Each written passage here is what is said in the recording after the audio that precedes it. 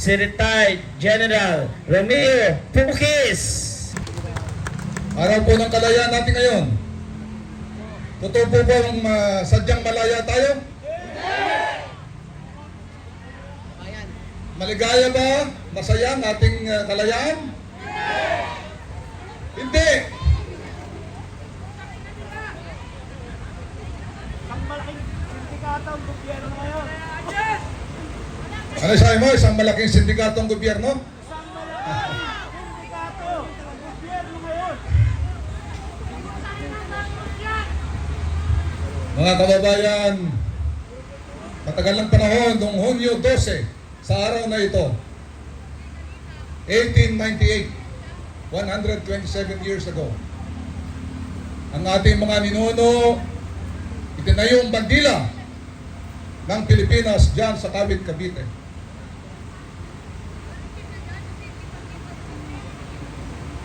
Yun papahiwatig, nagpapatunay ng mga Pilipino ay kayang tumayo, manindigan at lumaban. Ipinakita nila na tayo ay may kalayaan. Pero ang masakit na katotohanan, 127 years ago, tayo ay, totoo yung sinabi nyo, hindi tayong tunay na malaya. Napalis natin ang mga dayuhan. Pinalis natin ang mga Hapon, mga Amerikano, mga Kastila. Pero merong naiwan mga taong nandito sa ating bayan. Hindi sila dumating dito sa atin sakay ng mga barkong pandigma. Hindi sila nagsasalita ng wikang banyaga. Sila ay mga kapwa nating Pilipino. Nagsasalita ng Pilipino. Sila ang mga tawag dito, nangungupkop sa atin, nagpapahirap sa atin. Okay? Ang mga taong ito ay Pilipino na katulad natin. Sila ay nakaupo sa mga opisina ng gobyerno. Sila ay nasa Kongreso. Sila ay mga taong dapat ay maglingkod sa atin, pero sa halip tayo ay ninanakaw at nilalapastangan. Habang marami sa atin ng kahirap na halos hindi makakain maghapon, hirap na hirap, mga magsasaka, mga gawa, kung ano-ano pa, sila ay nagpasasa sa kanilang mga ninakaw na pera sa ating bayan. Hindi ito ang kalayaan na pinaglaban ni Jose Rizal. Hindi ito ang kalayaan na pinangarap ng ating bayaning si Andres Bonifacio. At hindi ito ang kalayaan na nagdugo ating mga ninuno, mga bayani. Kaya mga kababayan, panahon na para tayo magkaisa, manindigan, para matapusin na natin itong nangyayaring pandarambong sa ating bayan, para tayo tunay na maging malaya. Mga kababayan, tayo ay merong kalayaan para ipahayag ng ating damdamin. Tayo magsama-sama para tapusin na natin itong kalokohan ng ating mga kababayan ito nagpapasasa sa atin. Marami sila, andyan lang sila. Panahon na para tayo ay magsama-sama at panagutin sila, isoli ang mga dapat nating, ang dapat nilang, ang mga ninakaw nilang mga pera sa taong bayan. Ang kalayaan, para ito'y ganap at tunay, dapat manumbalik ang katapatan at katinuan dito sa ating gobyerno, sa ating bayan. Hindi patuloy tayong tunay na malaya dahil sa mga taong ito namamantala palagi sa atin. Kaya tayo magtulong-tulong mga kababayan para sa ikabubuti ng ating bayan. Kapag sama-sama tayo, walang makakapigil sa atin, walang kapangyarihan na makakapigil sa atin. At sa huli, may sasabi natin sa mga susunod na henerasyon sa atin, kung tatanong ginawa natin, sasabihin natin, tayo ay nanandigan, tayo ay lumaban sa kabututan na nangyayari sa ating bayan, at dahil mahal na mahal na ating bayan, tayo ay sama-sama. Ang kalayaan na hindi lamang alaala ng nakaraan, ito ay ipinaglalaban sa kasalukuyan at pinapangarap sa kinabukasan sa hinaharap. Mga kababayan,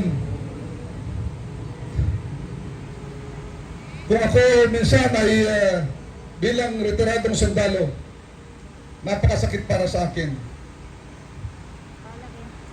Kung mag-isang ko, inaalala ko yung ating nangyayari sa ating bayan. Hindi itong bayan na pinangarap ko, hindi yung bayan na inaasahan ng mga mamamayan. Napakasakit sa damdamin. Yung aking puso ay dumurugo sa nangyayari sa atin. Marami sa atin na naghihirap. Samantalang dyan, mga mangilan-ilan, nagpapasasa, inakawan ng taong bayan. Kaya mga kababayan, tayo magsama-sama. Ipagpatuloy natin ang sa ating samahan para tuluyan ng matapos tukan ito ng mga ating mga nasa gobyerno. Pinangungunahan ng ating mga nasa executive, legislative, judiciary, sama-sama na silang lahat. Kaya mga kababayan, ipagpatuloy natin para maganap natin ang tunay na kalayaan. Mabuhay ang sambayan ng Pilipino, mabuhay mga kawal, mga pulis, mga lingkod bayan, mga manggagawa, mga kabataan, mga mangingisda, mga magsasaka, mga iba't ibang komunidad ng pananampalataya. Mabuhay ang Pilipinas, mabuhay ang tunay na kalayaan, mabuhay tayong lahat. Maraming salamat.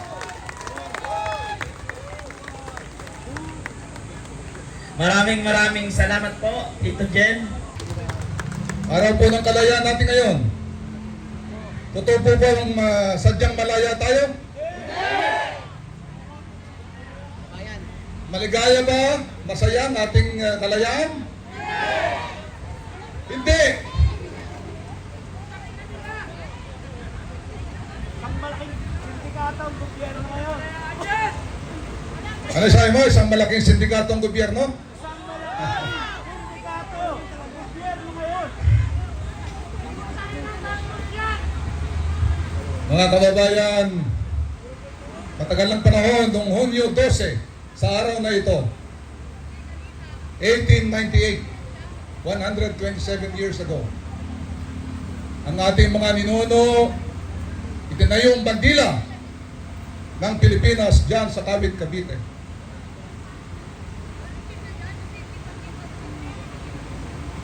Yun papahiwatig, nagpapatunay ng mga Pilipino ay kayang tumayo, manindigan at lumaban. Ipinakita nila na tayo ay may kalayaan. Pero ang masakit na katotohanan, 127 years ago, tayo ay, totoo yung sinabi nyo, hindi tayong tunay na malaya. Napalis natin ang mga dayuhan. Pinalis natin ang mga Hapon, mga Amerikano, mga Kastila. Pero merong naiwan mga taong nandito sa ating bayan. Hindi sila dumating dito sa atin sakay ng mga barkong pantigma. Hindi sila nagsasalita ng wikang banyaga. Sila ay mga kapwa nating Pilipino. Nagsasalita ng Pilipino. Sila ang mga tawag dito, nangungupkop sa atin, nagpapahirap sa atin. Okay? Ang mga taong ito ay Pilipino na katulad natin. Sila ay nakaupo sa mga opisina ng gobyerno. Sila ay nasa Kongreso. Sila ay mga taong dapat ay maglingkod sa atin, pero sa halip tayo ay ninanakaw at nilalapastangan. Habang marami sa atin naghihirap na halos hindi makakain maghapon, hirap na hirap, mga magsasaka, mga gawa, kung ano-ano pa, sila ay nagpasasa sa kanilang mga ninakaw na pera sa ating bayan. Hindi ito ang kalayaan na pinaglaban ni Jose Rizal. Hindi ito ang kalayaan na pinangarap